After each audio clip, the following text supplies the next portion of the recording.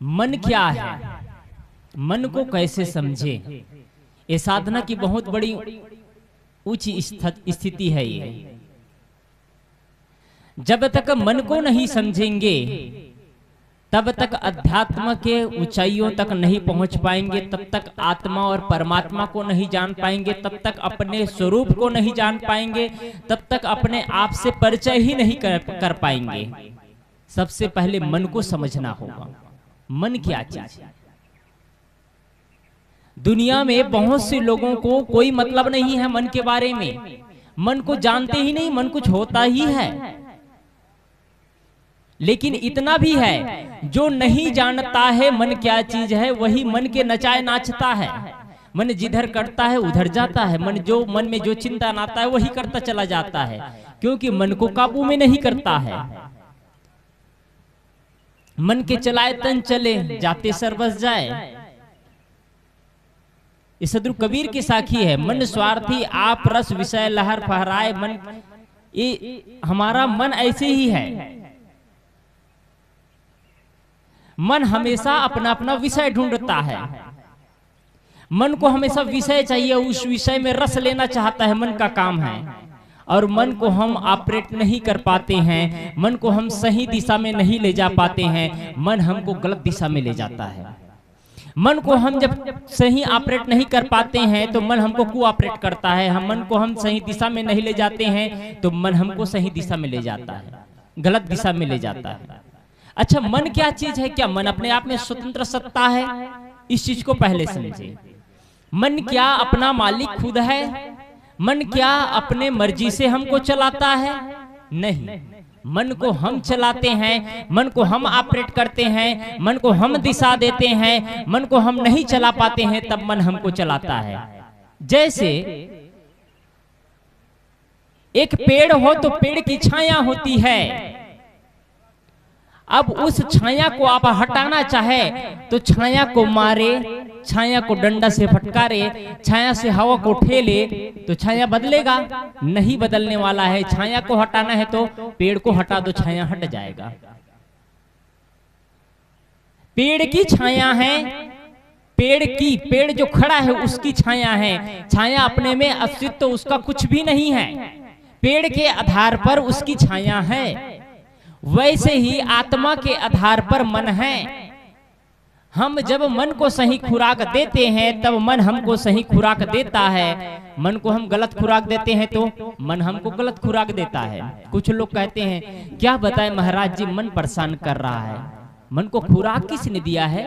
किसी में से अस्तित्व कोई सत्ता है जो मन को संचालित कर रहा है? मन को हमने गलत खुराक दिया। पहली बार जब आदमी बीड़ी और सिगरेट पीना शुरू करता है तो नहीं पीता है। कोई कहता लो ना पी, क्या होता है, आज पी करके ट्राई कर लो। जब एक बार पीता है फिर आदमी पीना शुरू करता है। किसी दूसरा ने दिया, हमने ही मन को गलत खुराक दिया है। हमने ही मन को गलत आदत डाली मन पे। अब मन हमको परेशान करता है। हम मन को संचालित नहीं कर पा रहे हैं, मन हमको संचालित कर रहा है। हम मन को ऑपरेट नहीं कर पा रहे हैं, मन हमको कोऑपरेट कर रहा है। हम मन से परेशान हैं। इसलिए मन की साधना बहुत बड़ी साधना है। किसी भी क्षेत्र में आगे बढ़ना है तो जो आदमी मन को सही कर लेता है उनके वाणी से कटुता नहीं आएगी। जो आदमी आत्मचिंतन करता है, जो आदमी ध्यान करता है, जो आदमी मनो मस्तिष्क को सही दिशा पर ले जाता है, जो आदमी अपने मन को सही ढंग से संयोजन करता चला जाता है, जो आदमी अपने मन को विकारित होने नहीं देता है, क्या उसके मुख से कटुता निकल सकती है? क्या उसके मुख से कभी अभद्र शब्द निकल सकता है?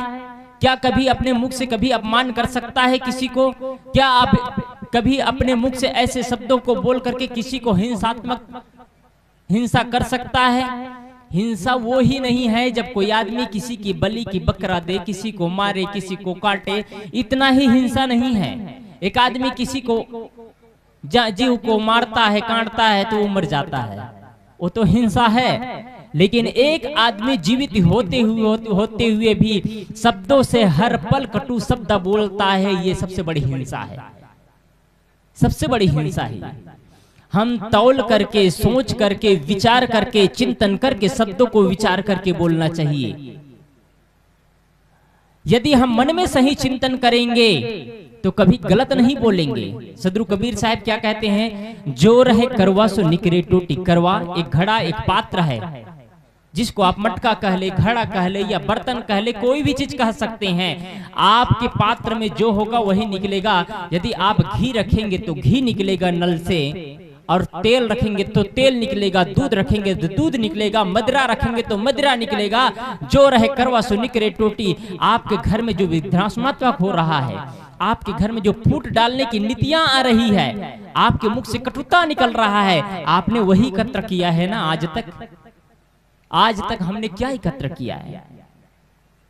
लोग कहते हैं भाई साहब मैंने गलती से बोल दिया। गलती से नहीं भाई साहब, आपके अंदर वो भर रही था वही निकला है, गलती से कोई नहीं डाला है। कंप्यूटर में जो इनपुट करते हैं वही आउटपुट होता है। कंप्यूटर की तरह हमारा मन ही है।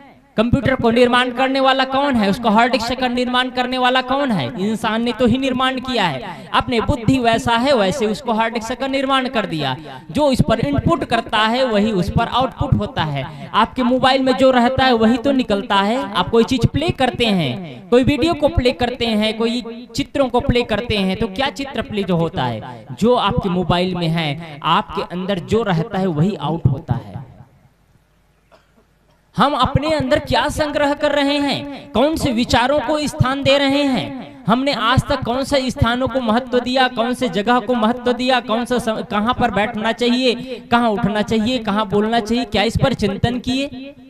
मैंने कल भी कहा था हमारे पास 24 घंटा समय है, उसमें हम 24 के 24 घंटा हम बाहरी व्यवहार जगत में लगा देते हैं। क्या अपने लिए हम समय लगा पाते हैं? क्या हमको अपने लिए अपने से प्रेम है? क्या हम अपने मन को शोधने का काम करते हैं? पूज्य सदगुरु श्री अभिलाष साहिब जी कहा करते थे, मन को ऐसा धो लेना जैसे रुई को धुलने के बाद उसमें से जो गर्दा रहता है वो नीचे चला जाता है, रुई हल्का हो जाता है। वैसे ही मन को धोते रहिए, और सबका काम है मन को धोना। मन केंद्र में है, आत्मा से संचालित होता है मन, और मन को सही दिशा देते हैं तो जीवन सही दिशा में जाता है। भगवान बुद्ध की वाणी मन से ही शुरू होता है, मनोपज्ञा मन से ही शुरू होता है। सदगुरु कबीर की वाणी अंतर ज्योति से शुरू होता है। अंतर ज्योति आत्मा ही केंद्र में है, और आत्मा से संचालित होता है मन। मन अपने आप में स्वतंत्र सत्ता नहीं है मन का कोई, मन को संचालित करने वाला आत्मा है। इसलिए मन को साधे। मन को साधने के लिए सदगुरु कबीर साहब की बहुत प्रसिद्ध पंक्ति एक साखी है, एक साधे सब साधिया, सब साधे एक जाए, जैसा सींचे मूल को फूले फले अघाए। एक आदमी अपने जीवन को बनाने के लिए, मैंने कल उदाहरण दिया था, जीवन को बनाने के लिए वो करता क्या है? सबसे पहले सुंदर मकान बनाता है। मकान पूरा हर चीज टेक्नोलॉजी से भरपूर, फॉल सीलिंग करता है, पूरा पीओपी सीट लगाता है, पूरा ग्रेनाइट मार्बल बिछाता है, कोई जगह कोई कमी नहीं छोड़ता है, हर कमरों में एसी करता है, हर चीज से परिपूर्ण उस मकान को बनाता है। घर सुंदर बन जाता है। अब उन्होंने किया क्या? घर तो सुंदर बना लिया, अब अपने पुराने कपड़े जितने थे सब कुछ बदल दिया। अब सब लोग नए कपड़ा पहनना शुरू कर दिए। भोजन का जितना सिस्टम था सब बदल दिए, नए भोजन नए ढंग से ग्रहण करना शुरू कर दिए। गाड़ी घोड़े मकान दुकान सब कुछ बदल दिए, सब कुछ बदल दिए। अब पूछता हूं क्या अब मन बदल जाएगा? अब जीवन बदल गया होगा। कपड़ा बदला, मकान बदला, खाना पाना सब कुछ बदल दिया, गाड़ी घोड़े दुकान सब कुछ बदल दिया। अब तो बदल जाना चाहिए था जीवन। जीवन तब भी नहीं बदला है, जीवन तब भी नहीं बदला है, क्योंकि हमने अंतःकरण को नहीं बदला है, अंतःकरण को पवित्र नहीं किया है, मन को साफ नहीं किया है। सदगुरु कबीर क्या कहते हैं? एक साधे सब साधिया। हमने सब कुछ तो साधा, लेकिन एक साधे सब साधिया, एक को नहीं साधा हमने, मन को नहीं साधा, मन को नहीं साधा, मन की साधना नहीं किया हमने, मन को नहीं देखा। क्या आदमी जो मन को देखता है, मन को साधने, मन में साधना का काम करता है, वो आदमी कभी मुख में गुटखा डालेगा? जो आदमी मन की साधना करता है उसके हाथ से मदिरा का प्याला उठेगा? जो आदमी मन की साधना करता है क्या माचिस की तिल्ली जलाएगा बीड़ी सिगरेट पीने के लिए? जो आदमी मन की साधना करता है, क्या कभी उनके मुख से कटुता निकलेगी? जो आदमी मन की साधना करता है, किसी के लिए हिंसा का शब्द निकलेगा? जो आदमी मन की साधना करता है, किसी के लिए क्या लाठी डंडा उठाएगा कि रिवॉल्वर उठाएगा? जो आदमी मन की साधना करता है, किसी जानवर को तकलीफ देगा? मन की साधना नहीं है जीवन में। मन की दशाओं को देख नहीं पा रहे हैं, मन को शोधने का काम नहीं कर पा रहे हैं। हमने बाहरी चीज को साधा, पूरी दुनिया को बनाने का प्रयास किया, दुनिया को जानने का प्रयास किया, लेकिन मन को जानने का प्रयास नहीं किया। मन को केंद्र में रखिए, मन सद जाएगा, पूरा जीवन सद जाएगा। कितना सरल उदाहरण देते हैं सदगुरु कबीर साहब, एक साधे सब साधिया। एक को साध लेंगे तो पूरा जीवन सद जाएगा, घर घर बन जाएगा, नहीं तो घर नरक का द्वार बन जाएगा। सब साधे एक जाए। अब सदगुरु कबीर साहब आगे कहते हैं, एक को साधते साधते यदि आपने छोड़ दिया और सबको साधना शुरू कर दिया तो सब साधते साधते सब तो सद जाएगा। मैंने उदाहरण दिया, मकान दुकान घर द्वार सब कुछ बदल गया, लेकिन मन को नहीं साधा तो सब कुछ चला जाएगा। एक साधे सब जाए। इसलिए हमको करना क्या है? मन को साधना है। उदाहरण देते हैं सदगुरु कबीर साहब, जैसा सींचे मूल को फूले फले अघाए। एक माली का काम करता है और रोज अपने बगीचों में सिंचाई करता है, उसका देखभाल करता है, रोज का काम है उनका। उस माली को कुछ दिन के लिए, 15 दिन के लिए उनको घर छोड़ करके बाहर जाना था। उन्होंने अपने बच्चे को कहा, बेटा मैं 15 दिन के लिए जा रहा हूं बाहर, तुम उस बगीचा का ध्यान रखना, बराबर पानी डालते रहना, पेड़ सूखने ना पाए, इसकी सफाई का ध्यान रखना। वो माली कह करके चला जाता है। बच्चा क्या करता है? पापा ने मुझे कहा है इस बगीचे का देखभाल रखना। और रोज एक स्प्रिंकलर लाता है और उसमें फुहारे से रोज सारे पड़ के पत्तियों में, तनाहों में पानी डालता है। 1 दिन डाला, 2 दिन डाला, 3 दिन डाला, रोज डालता जा रहा है। लेकिन पेड़ की चमक तो और बढ़ती चली जाना चाहिए, लेकिन पेड़ का चमक और डाउन होता चला गया, पेड़ और सूखता चला गया। वो परेशान हो रहा है। ऐसे करते करते पेड़ बहुत सूख गया। 15 दिन बीत गया। जब पिता आता है तो देखता है, पहले पूछता है, बेटा तुमने ठीक ठाक से देखभाल तो किया ना पेड़ों की, बगीचा की? पुत्र कहते हैं, हाँ पापा, मैंने पूरी अच्छी तरह से पूरा रात और दिन एक कर दिया, पूरे आपकी बगीचा की सुरक्षा में और बगीचों में पानी डालने में पूरा मेहनत लगाया। पिता पूछता है, बेटा तुमने पानी डाला तो कहाँ डाला? पुत्र कहता है, पापा मैंने पेड़ के पत्तियों पे, पेड़ के तनाव पे पानी डाला। पिता कहते हैं, बेटा पत्तियों को पानी की जरूरत नहीं है, तनाव को पानी की जरूरत नहीं है, पानी की जरूरत तो उसके जड़ को है। यदि जड़ में पानी डालते तो पत्ते खुद अवशोषण कर लेता, पत्ते खुद खिल करके उड़ता फूलता। लेकिन तुमने गलत जगह पानी डाला है। हमने बाहर चीज को तो सींचा है, मंदिर में जाकर के पूजा अर्चना तो किया है, घंटों घंटों बैठ करके पूजा तो किया, लेकिन मन को नहीं साधा। मंदिर में जाकर के पूजा बस किए, इसलिए मंदिर में गए तब तक आपका मन अच्छा रहा, आपका मन पवित्र रहा। लेकिन मंदिर में पूजा तो किए, मन पवित्र कुछ देर के लिए होगा। जैसे ही ऑफिस में बैठे, आपने घूस लेना नहीं छोड़ा, क्योंकि अंदर को नहीं साधा आपने।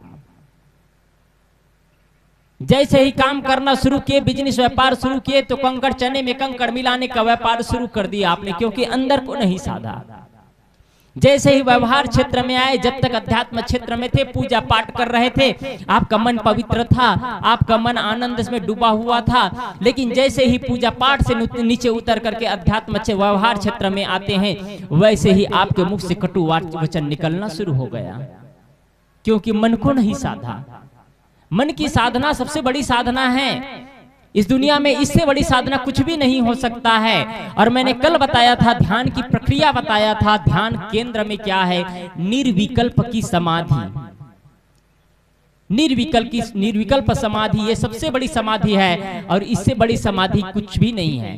निर्विकल्प समाधि में न कबीर पंथ है, न राधा स्वामी है, न गायत्री है, न ओम नमः शिवाय है, कुछ भी नहीं है। निर्विकल्प समाधि वह समाधि है जिसमें आप बैठ जाते हैं, अकेले हो जाते हैं और आप विचारों से अलग हट करके, आपके मन में कोई विचार पैदा नहीं होता, आपके मन में कोई लहर पैदा नहीं होता, आप बैठे हैं अपने स्वरूप में लीन है, आप शांत मुद्रा में बैठे हैं, आपके मन में कोई विचार नहीं आ रहा है। जागृत अवस्था में ये स्थिति और आती है। एक दो स्थिति है, एक जागृत अवस्था में भी जागते हुए ध्यान करना, और ये स्थिति तब आती है जब आप गहरी नींद में चले जाते हैं। जब गहरी नींद में चले जाते हैं तो वह अपने आप को भी खो देते हैं। इसमें और उसमें आसमान का अंतर है। जब आप गहरी नींद में जाते हैं तब आपके अंदर कोई विचार नहीं होता है। विचार होगा तो ध्यान नहीं लगेगा, विचार होगा तो नींद नहीं आएगी। आप रात में सोना शुरू करते हैं, आपके अंदर नए नए विचार आता है। कब तक? जब तक विचार आ रहा है तब तक आपकी नींद नहीं आती है। जैसे ही विचार शून्य हो जाता है नींद आ जाती है। अभी कोई आदमी यहाँ बैठ करके आंख मूंद करके सुनना शुरू कर दे तो मन एकाग्र हो जाएगा, और मन एकाग्र हो जाए और सावधान ना रहे तो उनको झपकियां आने शुरू हो जाएगी। शून्य में ही नींद आती है, शून्य में ही समाधि लगती है। लेकिन अंतर दोनों में इतना है कि जब नींद लेते हैं तो सो जाते हैं आप, और जब ध्यान करते हैं तो आप जगते रहते हैं। अंतर इतना है। जितना ही समय उसमें बढ़ता चला जाता है, शून्य की स्थिति बढ़ती चली जाती है, उतना ही आप प्रेम रस में डूब जाते हैं, उतना ही आपके अंदर एक दीप जलता है। शून्य में दीप जलाना यही है। कल की बात मैंने कहा था, शून्य में एक ज्योति जलाना यही चीज है। हम क्या कर रहे हैं? ये मायावी चीजों में ज्योति जला रहे हैं। जो आज मिला है कल छूट जाएगा। जो कुछ भी मिला है संसार में सब कुछ छूटना है, सब कुछ विस्मृत हो जाना है। तो इस संसार में क्या करना है? तो कुछ ना करें, ये चीज नहीं। सब कुछ करना है, लेकिन वह करना है जिससे अपना लाभ हो और संसार का लाभ हो, जिससे अपने को शांति मिले और संसार के लोगों को सुविधाएं मिल सके।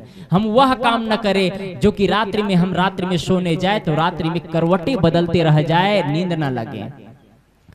सही व्यक्तित्व का, इंसान का यही सही परिचय है कि जब रात्रि में आप जाते हैं बिस्तर में, 5 मिनट में बिस्तर में लेटते हैं, नींद लग जाती है, करवटें बदलना नहीं पड़ता है। जब आप बिस्तर से उठ करके खड़े होते हैं तो बिस्तर को देखते हैं तो लगता है इस बिस्तर में कोई सोया ही नहीं है। आपका बिस्तर साफ सुथरा, चिकन नहीं। कुछ लोग रात्रि में सोते हैं, गोल गोल घूमते रह जाते हैं, रात में नींद नहीं लगती है। टाइम कितना हो गया? 12 बज गया, 1 बज गया। नींद की गोलियां लेना पड़ जाती है। जब सुबह उठ करके देखते हैं तो तकिया एक किनारे पड़ा है, बेडशीट अलग पड़ा है, चादर अलग पड़ा है। क्या जिंदगी जीते हैं? एसी कमरे में सो रहे हैं, डल्लप के गद्दे में सो रहे हैं। नींद पैसा से खरीदना पड़ रहा है, नींद दवाइयों से खरीदना पड़ रहा है। वो अच्छे फकीर व्यक्ति हैं जो एक रोड के किनारे सो जाते हैं, रास्ते में दिन भर गाड़ियां चलती है, रात भर गाड़ियां चलती है, पों पों की आवाज आ रही है, लेकिन जैसे ही नींद में पड़ते हैं ऐसे सो जाते हैं जैसा मरा हुआ है। उसको दुनिया से कोई वास्ता नहीं है। लेकिन एक आदमी जो दिन भर एसी कमरे में रहता है, रात में जाता है तो करवटें बदलते बदलते रात बीत जाती है, नींद नहीं लगती है। ऐसे नींद की क्या जरूरत है? आप दुकानों में जाकर के पूछेंगे नींद की गोलियां कौन खरीद करके ले जाते हैं? ये सामान्य स्तर के लोग नींद की गोलियां नहीं खरीदते हैं भाई साहब, बड़े लोग खरीदते हैं जिसे हम पैसे वाले कहते हैं, और वही लोग गरीब हैं। गरीब हैं तो नींद को खरीदना पड़ रहा है, नींद के लिए दवाइयां खाना पड़ रहा है। वो तो धनी आदमी है जिसके अंदर प्रेम है, जिसके अंदर करुणा है, जिसके अंदर दया है, जिसके अंदर क्षमा है, जिसके अंदर संतोष है, जो आनंद में सोता है। एक कहीं भी खाट डालता है, कहीं भी चादर डाल करके सो लेता है। उनको डल्लप के गद्दे नहीं चाहिए, एसी कमरे नहीं चाहिए। सदगुरु कबीर कहते हैं, जैसा सींचे मूल को फूले फले अघाए। मूल को सींचना है। अब मूल का सींचने का तरीका बताऊं मैं आपको। आप सभी से निवेदन करना चाहूंगा, आपका जीवन में 24 घंटा है, एक दिन का 24 घंटे में क्या आप अपने लिए समय निकाल पाते हैं?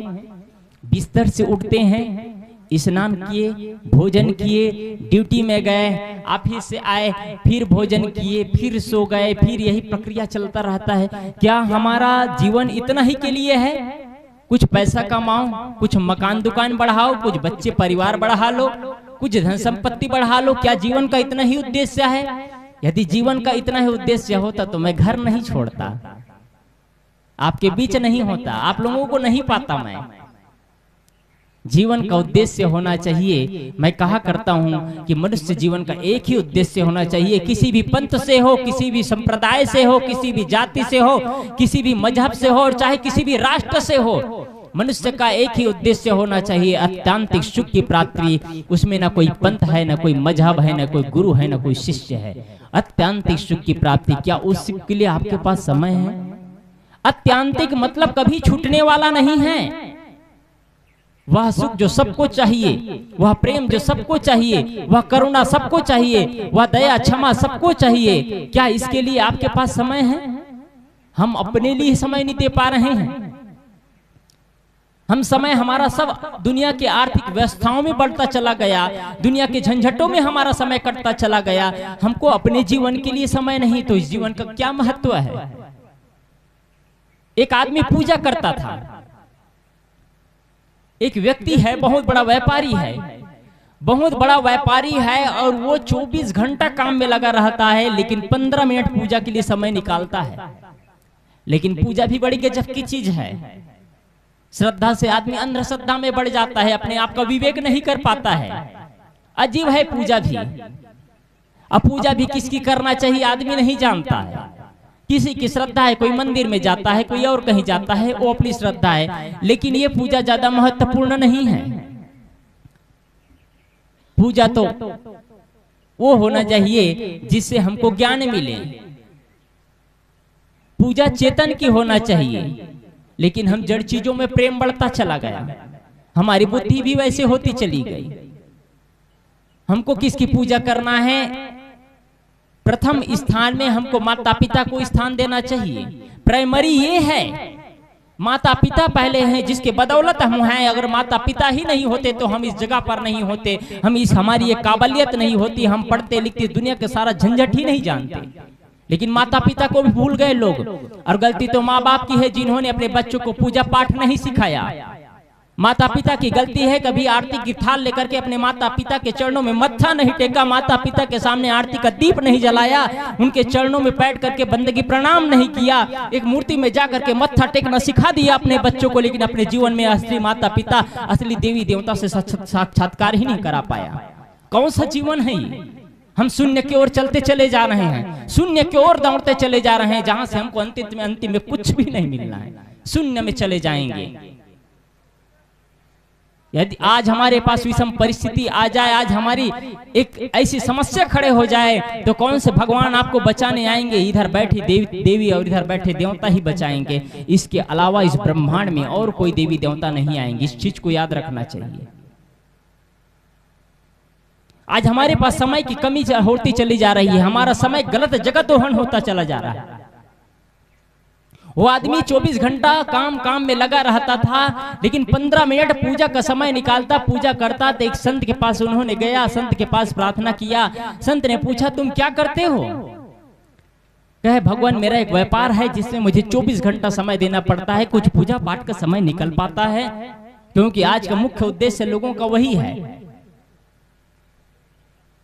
23 घंटा 45 मिनट बेईमानी कर ले और 15 मिनट पूजा कर ले तो सारा पाप कट जाएगा। गंगा में स्नान करे तो सारा पाप कट जाएगा। आज आदमी के मन में ये भेद है। मैं बता दूं गंगा की दशा क्या है। सबसे पहले आपको बताना चाहूंगा, यदि गंगा स्नान से मुक्ति मिलती है तो सबसे पहले वहां जितना मेढक, केचुआ और सर्प रहता है वो मुक्त होना चाहिए था, लेकिन और बढ़ता चला गया।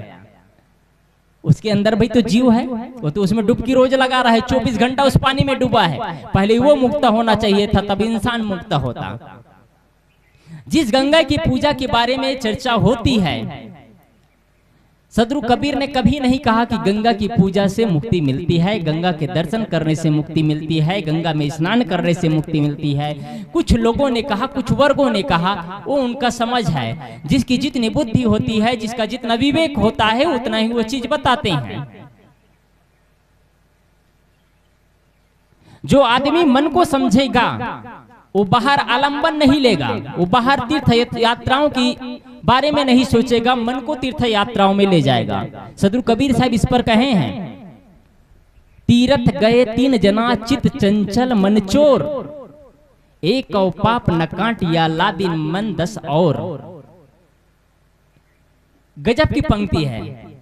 तीरथ गए चित चंचल मनचोर, तीरथ को गए चित चंचल हो गया, मनचोर का काम कर रहा है, मन पापों में लगा है, अध्यात्म में लगा ही नहीं।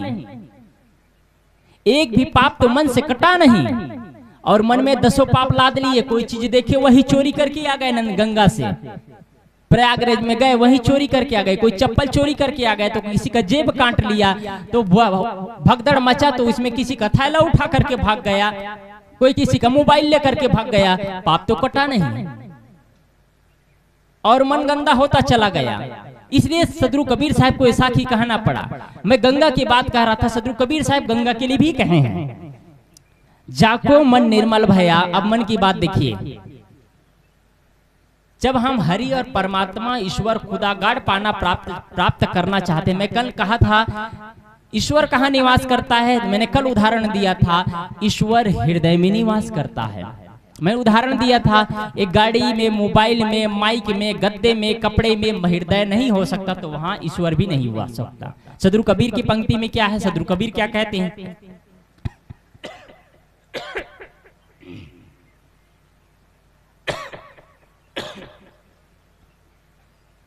सदगुरु कबीर साहब क्या कहते हैं, जाको मन निर्मल भया जैसे गंगा नीर, पीछे पीछे हरि फिरे कहत कबीर कबीर। ये बहुत प्रसिद्ध सदगुरु कबीर की साखी है। गीता में श्री कृष्ण ने उदाहरण दिया कि हृदय में ही ईश्वर निवास करता है। सदगुरु कबीर क्या कहते हैं, सदगुरु कबीर साहब कहते हैं, जिसका मन निर्मल हो जाता है उसके हृदय में ईश्वर का हो, भगवान का हो, हरि का हो, परमात्मा का हो, उसके हृदय में निवास करता है। कैसे कह रहे हैं सदगुरु कबीर साहब, जाको मन निर्मल भया, जिसका मन निर्मल हो गया। कैसा निर्मल हुआ है, जैसे गंगा नीर, जैसे गंगा की पानी की तरह। ये गंगा की पानी किस जगह की बात होगी सदगुरु कबीर साहब की, शायद मैं समझता हूँ सदगुरु कबीर साहब ये चीज कह रहे हैं, जब हरिद्वार से गंगा निकलती, हरिद्वार के आगे से पहाड़ों से होकर के, तो वहां के पानी को आप देखेंगे, सिक्का फेंकेंगे वहां सिक्का दिखाई देता है। हरिद्वार के गंगा में सिक्का फेंक दो तो वहां पानी साफ सिक्का में दिखाई देता है, आज भी है। लेकिन हरिद्वार से निकलते निकलते आपके वाराणसी होते होते, कानपुर होते होते, आते आते, प्रयागराज में आते आते, मैं ये कहूंगा कि वो पानी छूने लायक नहीं रह जाता है। हरिद्वार से निकलने के बाद में वाराणसी में कुछ साफ रहता है, उसके बाद में कानपुर आते आते, कानपुर में जितने चमड़े मिल का पानी, चमड़े मिल का पानी पूरा गंगा में डाला जाता है।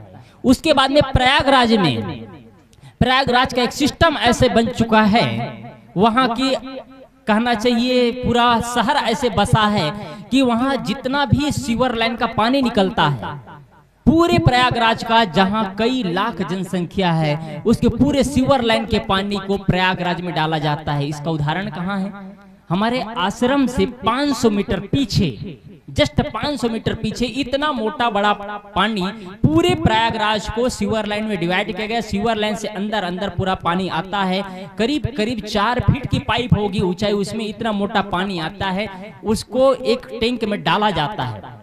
बहुत बड़ा तालाब जैसा टैंक बनाया गया है, उसको फिर रिफाइंड किया जाता है। रिफाइंड में क्या रिफाइंड होता है आपको बता दूं, सिर्फ उसका कचरा छाना जाता है। कचरा बस छानते हैं, उसमें प्लास्टिक, जूते, चप्पल, कपड़े, ये सारे चीज अलग हो जाता है पाइपलाइन से, और उसको पानी को फिर उसमें नदी में गिरा दिया जाता है। कुल मिलाकर के वह पानी पूरा सीवर लाइन का पानी है। हमारे संत लोग शायद ही उस नदी के पानी में पैर धोए होंगे, कैसे हम धो देंगे। हम जानते हैं कि वहां गंदगी से भरा पानी है, लेकिन जो हरिद्वार से निकलता है वो पानी पत्थरों से, पहाड़ों से टकरा करके आती है। वो पानी छूने के बाद में उसमें एक ऐसा ऊर्जा मिलता है, शरीर में एक ऐसी तत्व मिलता है, शक्ति, हिष्ट पुष्ट पाचन क्रिया बढ़ जाता है, बहुत स्वादिष्ट पानी मिलेगा आपको।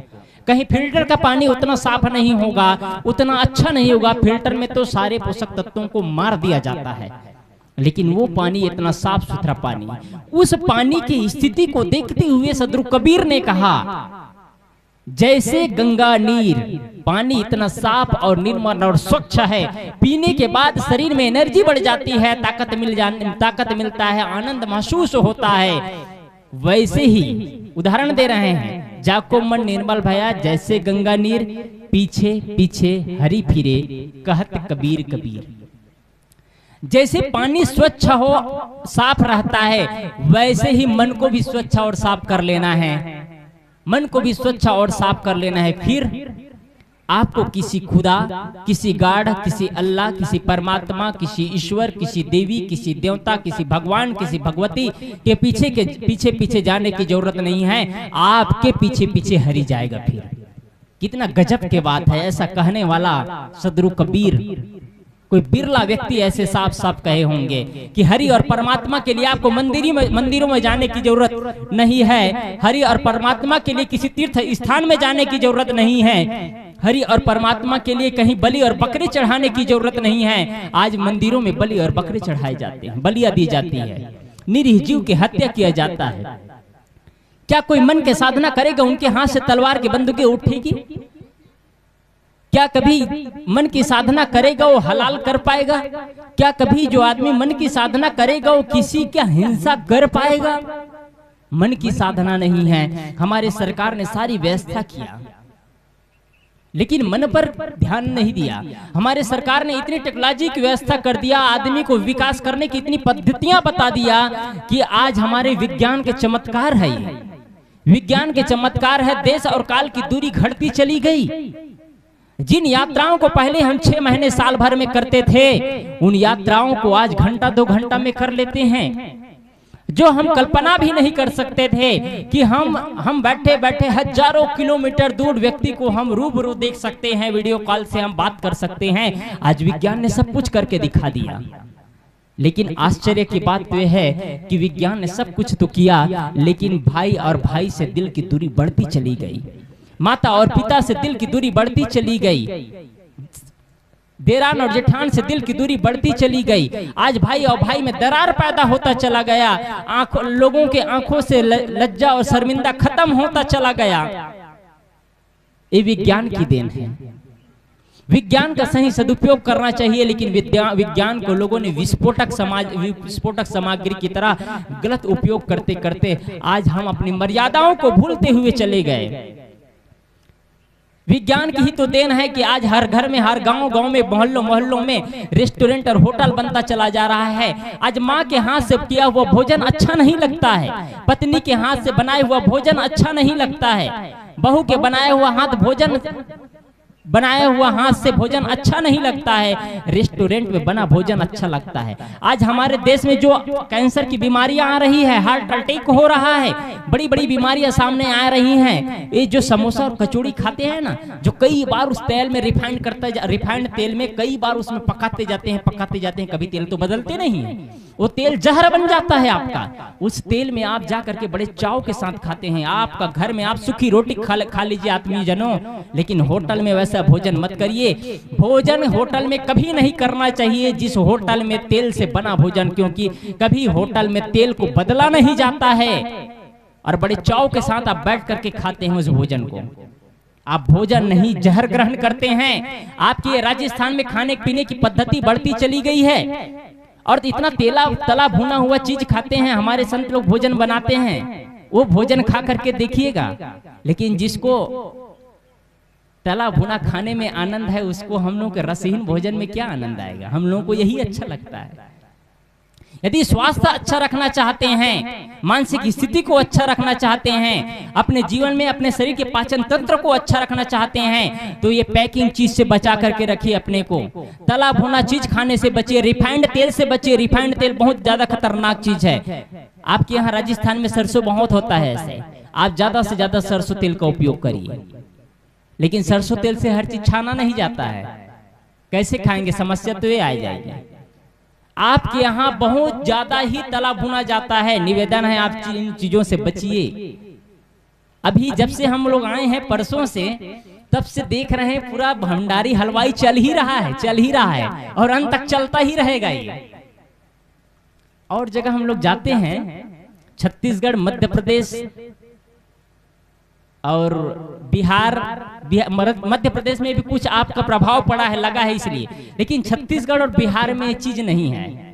छत्तीसगढ़ में जो श्रोता आते हैं समाज सुनने के लिए, उनको भोजन जरूर कराते हैं, लेकिन सादा भोजन कराते हैं। आपके यहाँ पैसे वाले हैं इसलिए आप लोग रंगीन भोजन कराते हैं, लेकिन ज्यादा बेटर होगा कि सादा कराइए आप लोग, वो ज्यादा अच्छा है। मैं आ रहा था अपने मन की बात, सदगुरु कबीर की मैंने एक साखी कहा, सदगुरु कबीर की साखी, जाको मन निर्बल भया जैसे गंगा नीर, पीछे पीछे हरी फिरे कहत कबीर कबीर। अब आपको करना क्या है, किसी ईश्वर के लिए आपको ध्यान नहीं लगाना है, किसी परमात्मा के लिए आपको ध्यान नहीं लगाना है, किसी मंदिर में आपको जाकर के ईश्वर प्राप्ति के लिए ध्यान नहीं लगाना है, केंद्र में मन को रखना है। यदि जिसका मन अच्छा है उसके मन में कभी कपट भाव नहीं आएगा।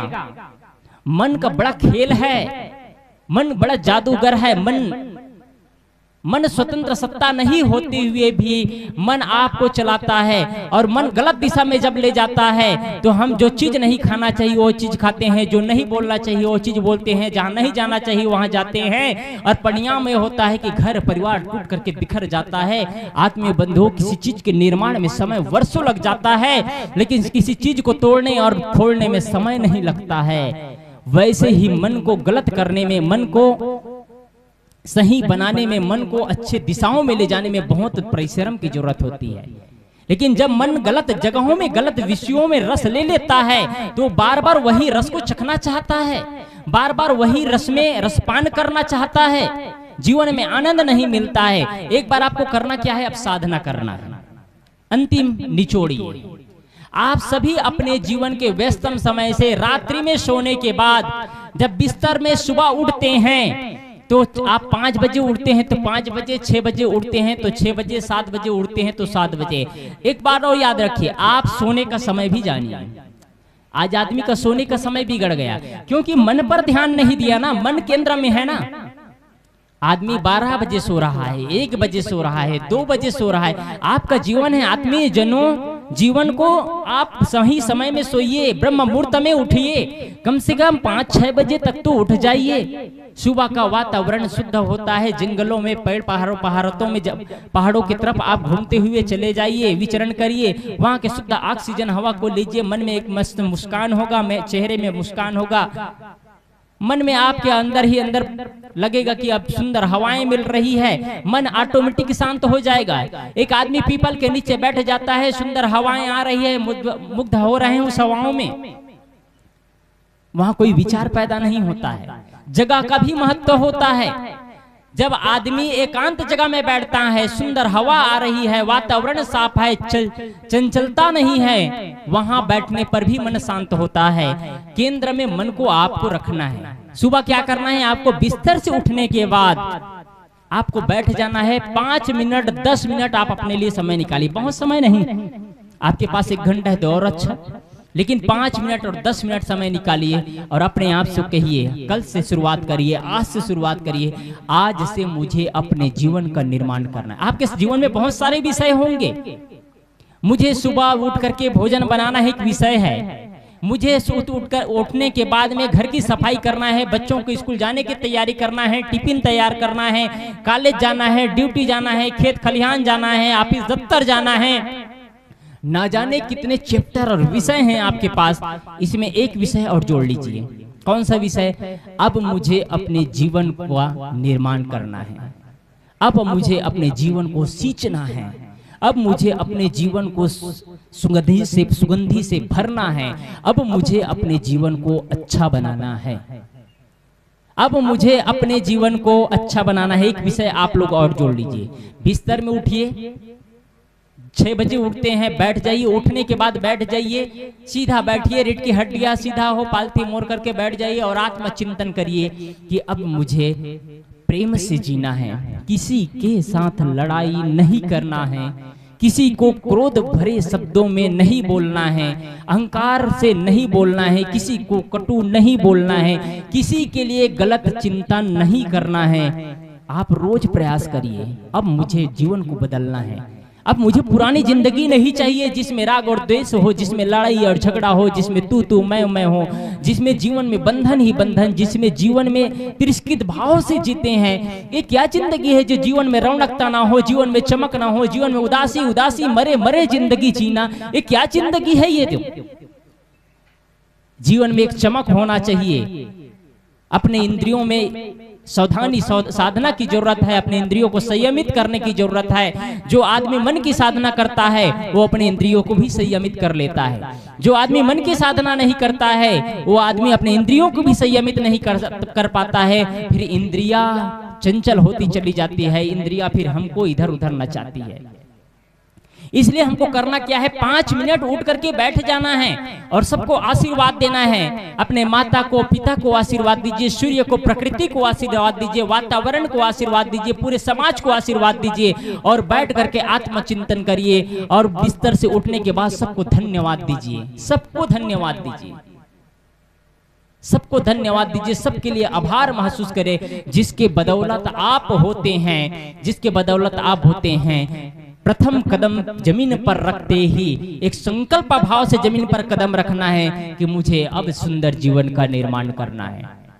आप जैसे ही प्रथम कदम जमीन पर रखते हैं, एक सुंदर भाव के साथ रखते हैं, वैसे ही आपकी नजर किसी दूसरे के ऊपर पड़ती है। यदि आपसे वरिष्ठ है तो उनके सामने जा करके चरणों में मत्था टेक लेना है। आपके माँ हो सकते हैं, आपके पिता हो सकते हैं, आपके पति हो सकते हैं, आपके जेठानी जी हो सकते हैं, आपके जेठ जी हो सकते हैं, आपके बड़े भाई हो सकते हैं। घर के सारे सदस्यों के चरणों में जाकर के मत्था टेक लेना है। जीवन की शुरुआत आपका सुंदर होगा। कैसे सुंदर नहीं हो सकेगा? आप बनाना तो चाहेंगे तब ना। हम बनाना ही नहीं चाहते हैं अपने जीवन को। हम किसी के सामने अपने अहंकार के पाला को डाउन ही नहीं करना चाहते हैं। हम अहंकार भरे जीवन जीना चाहते हैं। कहां से मन की साधना कर पाएंगे? ये दिन भर आप करने, सुबह करने के बाद में, मत्था टेकने के बाद में, रात्रि में आप दिन भर का व्यवहार करेंगे और दिन भर के व्यवहार करने के बाद रात्रि में जब आप बिस्तर पे आते हैं तो बिस्तर में आने के बाद देखिए कि आज मेरे जीवन में मैंने कहां कर गलती किया। एक व्यापारी होते हैं और समझता हूं यहाँ कुछ व्यापारी लोग बैठे हैं। आप लोग बिजनेसमैन हैं, कुछ बिजनेस करते हैं। रात्रि में क्या करते हैं, आप जब घर जाते हैं तो सारा पैसा इकट्ठा करके जाते हैं, लिखा पोती लेकर के जाते हैं और आप बैठ करके कैलकुलेशन करते हैं, कैलकुलेट करते हैं कितना घाटा हुआ, कितना फायदा हुआ, कहाँ कौन सा सामान लिया, कहाँ कौन सा सामान का पेमेंट किया, कहाँ पेमेंट नहीं किया, ये पूरा हिसाब किताब मिलाते हैं। आप व्यापार का हिसाब किताब तो मिला लेते हैं, क्या जीवन का हिसाब किताब मिला पाते हैं? व्यापार आपके लिए महत्वपूर्ण है। आपने व्यापार को समय दिया, व्यापार का हिसाब किताब मिला। आपका जीवन महत्वपूर्ण नहीं है? आपके जीवन का हिसाब किताब आपने किया? कभी नहीं किया। जीवन आज तक बीत गया, 30 साल बीत गया, 40 साल बीत गया, 50 साल बीत गया।